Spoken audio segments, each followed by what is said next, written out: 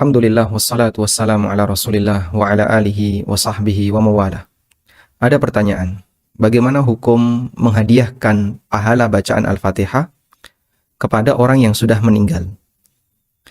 Sebenarnya pembahasan semacam ini telah diulas oleh para ulama dan terjadi perbedaan pendapat di antara mereka, dan perbedaan pendapat ini bisa kita sebut merupakan perbedaan pendapat yang sudah final dibahas oleh para ulama. Dan insya Allah di kesempatan kali ini saya akan sampaikan sedikit uraian dengan mengacu kepada perbedaan pendapat yang terjadi di kalangan para ulama. Namun sebelum kita mengangkat bagian itu, terlebih dahulu saya akan berikan beberapa muqaddimah. Yang pertama, bahwa dilihat dari bentuknya, ibadah terbagi menjadi tiga. Yang pertama adalah ibadah badaniyah, yaitu ibadah yang murni dilakukan oleh fisik, seperti salat, membaca Al-Quran, berzikir, dan seterusnya.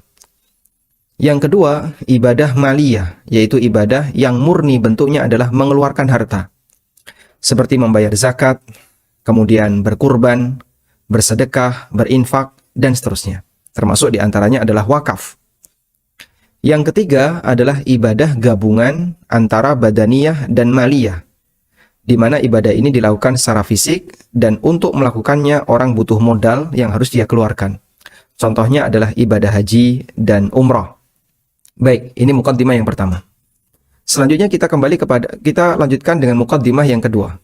Selanjutnya kita beralih ke muqaddimah yang kedua. Muqaddimah yang kedua, bahwa ibadah itu ada yang bisa diwakilkan dan ada yang tidak bisa diwakilkan. Ibadah maliyah secara umum bisa diwakilkan, sehingga kita bisa menunaikan zakat melalui orang lain. Saya ketika mau bayar zakat, tinggal saya transfer ke yayasan A, kemudian saya titip, tolong salurkan kepada fakir miskin. Maka pada saat saya transfer zakat saya ke yayasan A, atau ke orang B, atau ke orang C, dan minta tolong kepada beliau, tolong dibagikan kepada fakir miskin, berarti pada saat itu saya mewakilkan orang lain untuk menyebarkan zakat saya. Sedekah juga sama, infak juga sama. Dan yang umum terjadi di masyarakat, kurban itu diwakilkan. Karena banyak sekali sahibul kurban yang dia tidak berani menyembelih, bahkan ada yang di luar kota, sehingga dia hanya mengirim uang, lalu kemudian oleh pihak wakil, yaitu takmir atau panitia, membelikan hewan kurban, kemudian disembelih atas nama orang yang mewakilkan. Praktek semacam ini ma'ruf, dan para ulama mengatakan bahwasanya berkurban termasuk di antara ibadah yang boleh diwakilkan. Demikian pula haji, demikian pula umroh, maka kita mendengar ada istilah badal haji dan badal umroh, karena ini termasuk di antara ibadah yang bisa diwakilkan.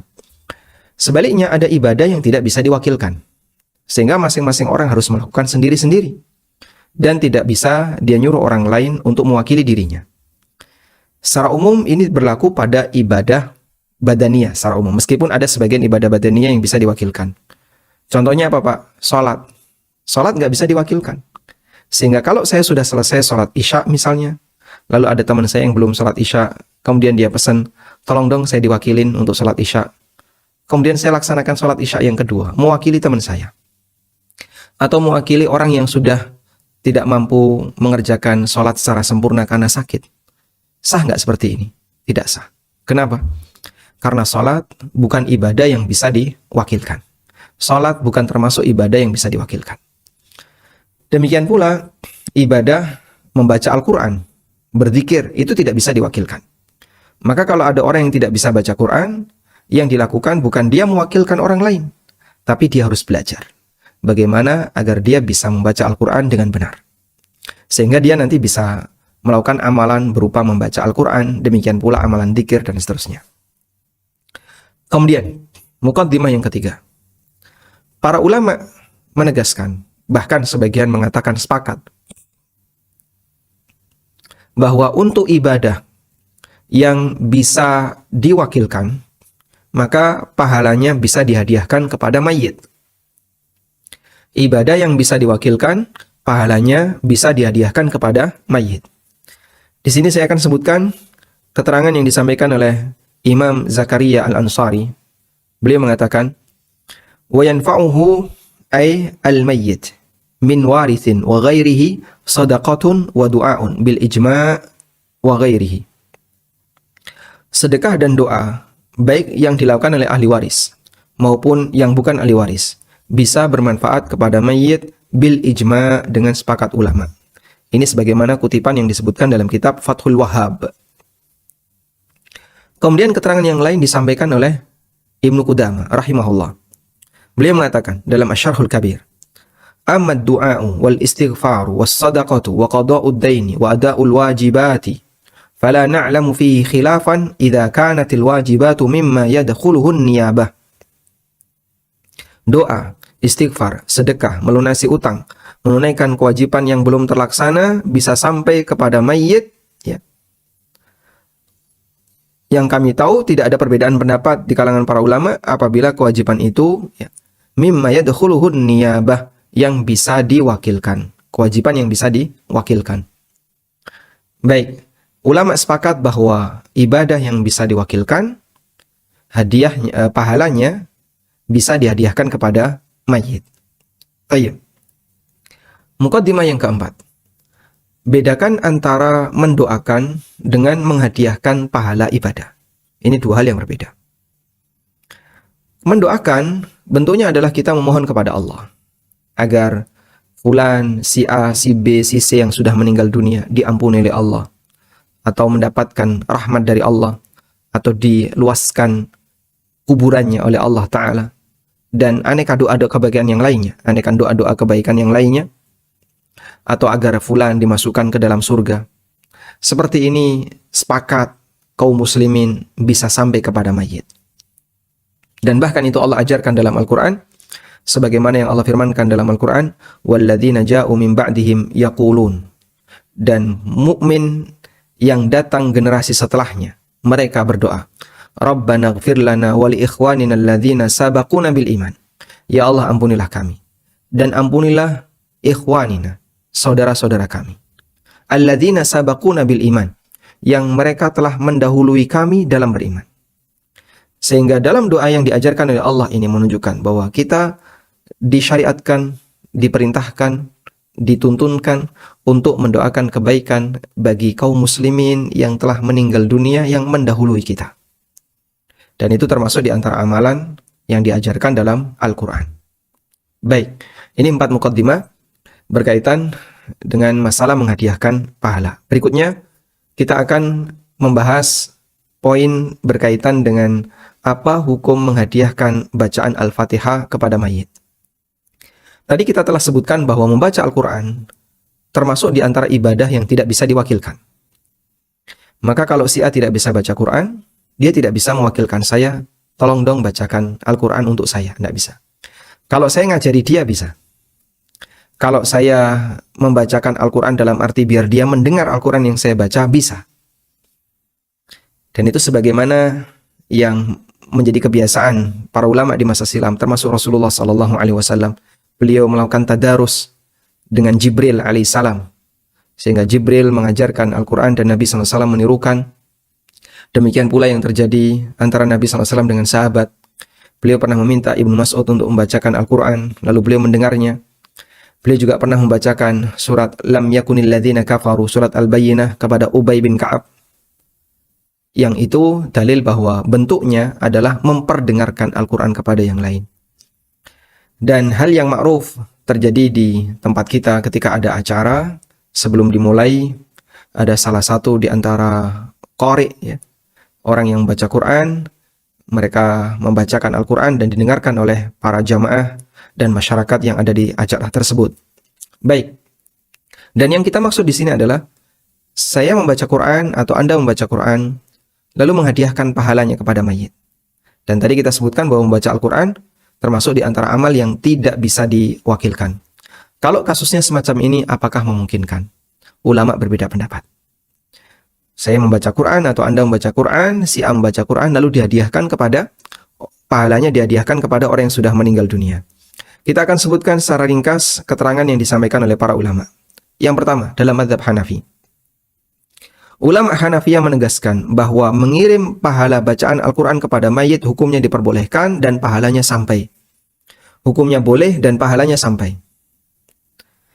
Ibnu Abil Iz dalam salah satu keterangannya, beliau menyebutkan di syarah Aqidah Thahawiyah, inna thawaba haqqul amil, fa idza wahabahu li akhihi al-muslim lam yamna min dzalika.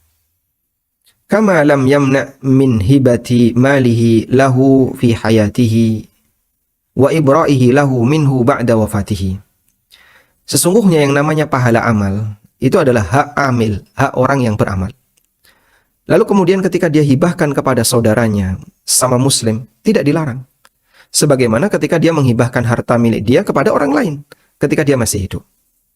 Atau ya, dia membebaskan tanggungan temannya muslim yang telah meninggal dunia. Sehingga di sini kita bisa lihat bahwa Imam Ibnu Abil Is Al-Hanafi, beliau mengkiaskan, menghadiahkan pahala amal itu sebagaimana orang menghadiahkan harta.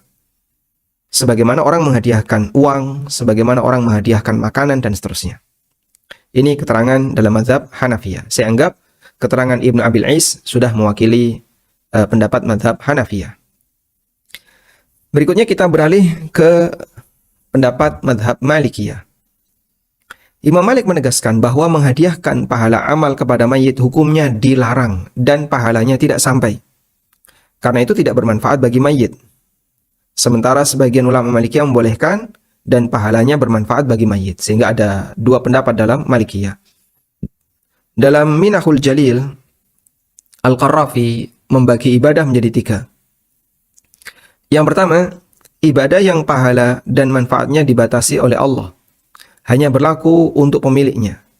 Dan Allah tidak menjadikannya bisa dipindahkan atau dihadiahkan kepada yang lain. Contohnya adalah iman. Iman, tauhid, Islam itu tidak bisa dihadiahkan kepada yang lain. Nafsi-nafsi, masing-masing pribadi harus mengupayakan itu. Yang kedua, ibadah yang disepakati ulama pahalanya bisa dipindahkan dan dihadiahkan kepada orang lain. Contohnya ibadah maliyah, bayar zakat, sedekah, kurban, dan seterusnya yang tadi sudah kita bahas. Yang ketiga, ibadah yang diperselisihkan oleh ulama, apakah pahalanya bisa dihadiahkan kepada mayat atau tidak, seperti bacaan Al-Quran. Kemudian kata Al-Qarrafi, Imam Malik dan Imam Asy-Syafi'i melarangnya. Kata Al-Qarrafi, Imam Malik dan Imam Asy-Syafi'i melarangnya. Selanjutnya Al-Qarrafi menyebutkan dirinya bahwasanya beliau lebih menguatkan pendapat yang membolehkan. Beliau mengatakan, "Fa yanbaghi lil insani alla yatrukah, fala'alla al-haqqa huwal wusulu fa innahu mughayyab." Selayaknya orang tidak meninggalkan praktek ini. Jadi kata beliau, silahkan dihadiahkan untuk mayit. Semoga pendapat yang benar adalah bisa sampai. Karena ini perkara gaib. Ini kata beliau. Jadi kalaupun tidak sampai, yang membaca insya Allah tetap dapat pahala. Kalaupun sampai, walhamdulillah, mayit bisa mendapatkan manfaat darinya. Baik. Ada juga sebagian ulama Maliki yang berpendapat bahwa menghadiahkan pahala bacaan Al-Quran tidak sampai kepada mayit. Hanya saja ketika yang hidup membaca Al-Quran di dekat mayit atau di kuburan, maka mayit mendapatkan pahala mendengar bacaan Al-Quran. Namun pendapat ini ditolak oleh Al-Qarrafi karena mayit tidak bisa lagi beramal. Sehingga mana mungkin dia bisa dapat tambahan pahala dengan mendengarkan Al-Quran. Dan Nabi SAW mengatakan, "Idza matal insan inqata'a amaluh." Apabila manusia itu mati, maka terputus amalnya. Sehingga jangan dipahami kalau orang baca Al-Quran di kuburan, mayit mendapatkan pahala karena menyimak bacaan Al-Quran, itu tidak mungkin. Sebab orang yang sudah mati amalnya terputus, sehingga dia tidak bisa lagi beramal. Baik, kita beralih ke pendapat Syafi'iyah. Pendapat yang masyhur dari Imam Asy-Syafi'i rahimahullah, bahwasanya beliau melarang menghadiahkan bacaan Al-Quran kepada mayit dan itu tidak sampai. Saya kutipkan keterangan An-Nawawi sebagaimana yang beliau sebutkan dalam syarah Sahih Muslim. Wa amma qira'atul Qur'an al-masyhuru min madhhab Asy-Syafi'i annahu la yasilu thawabuha ilal mayyit. Untuk membaca Al-Quran, pendapat yang masyhur dari Imam Syafi'i bahwa pahalanya tidak sampai kepada mayit. Wa qala ba'du ashabihi, meskipun sebagian ulama Syafi'iyah mengatakan yasilu thawabuha ilal mayyit, pahalanya bisa sampai kepada mayit. Kemudian di antara teks yang lain yang menunjukkan bahwasanya Imam Syafi'i menolak pendapat yang mengatakan bahwa menghadiahkan pahala kepada mayit itu bisa sampai adalah keterangan yang disampaikan oleh Al-Hafidz Ibnu Katsir dalam tafsirnya. ketika beliau membahas firman Allah Subhanahu wa taala di surat An-Najm ayat yang ke-39. Allah berfirman, "Wa allaisa lil insani illa ma sa'a." Manusia tidak mendapatkan sesuatu kecuali apa yang dia kerjakan. Kata Al-Hafidz Ibnu Katsir, "Wa min hadhil ayatil karimah istanbata Asy-Syafi'i rahimahullah wa man ittaba'ahu." Berdasarkan ayat yang mulia ini, Imam Syafi'i rahimahullah dan beberapa ulama yang mengikuti beliau mengatakan, menyimpulkan, annal qira'ata la yasilu ihda'u thawabiha ilal mauta li'annahu laysa min amalihim wala kasbihim. Bahwa membaca Al-Quran itu pahalanya tidak sampai ketika dihadiahkan kepada orang yang sudah mati. Karena bacaan Al-Quran ini bukan amal dia dan bukan usaha dia. Sementara di situ Allah berfirman, wa allaysa lil insani illa ma sa'a. Manusia tidak mendapatkan pahala kecuali apa yang dia usahakan. Kemudian Ibnu Katsir menyebutkan beberapa dalil dan alasan yang mendukung pendapatnya ini. Dan Anda bisa simak di keterangan beliau untuk tafsir Ibnu Katsir dari surat An-Najm ayat 39. Selanjutnya kita beralih ke pendapat madhab yang terakhir, yaitu madhab Hambali.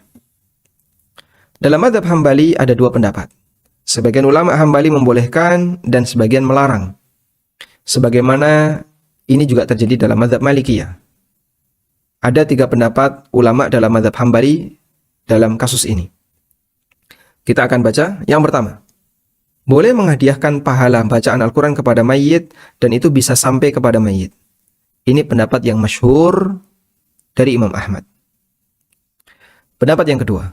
Tidak boleh menghadiahkan pahala bacaan Al-Quran kepada mayit meskipun jika ada orang yang mengirim pahala itu bisa sampai dan bermanfaat bagi mayit.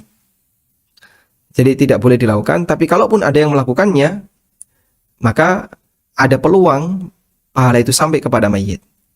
Dan ini adalah pendapat, kata Al-Buhuti, ini adalah pendapat mayoritas ulama Hambali. Yang ketiga, pahala tetap menjadi milik pembaca, yaitu orang yang hidup tadi, hanya saja rahmat bisa sampai kepada mayit. Ini pendapat yang ketiga dalam mazhab Hambali. Al-Buhuti mengatakan, wa qala al-aktsar la yasilu ilal mayyit thawabul qira'ah wa inna dzalika li fa'ilihi. Mayoritas Hambali mengatakan pahala bacaan Al-Quran tidak sampai kepada mayit dan itu milik orang yang beramal. Sementara Ibnu Qudamah mengatakan wa ayyu qurbatin fa'alaha wa ja'ala thawabaha lil mayyit al-muslim nafa'ahu dzalik. Ibadah apapun yang dilakukan oleh si A, lalu dia jadikan pahalanya untuk mayit yang muslim, maka mayit muslim itu bisa mendapatkan manfaat darinya.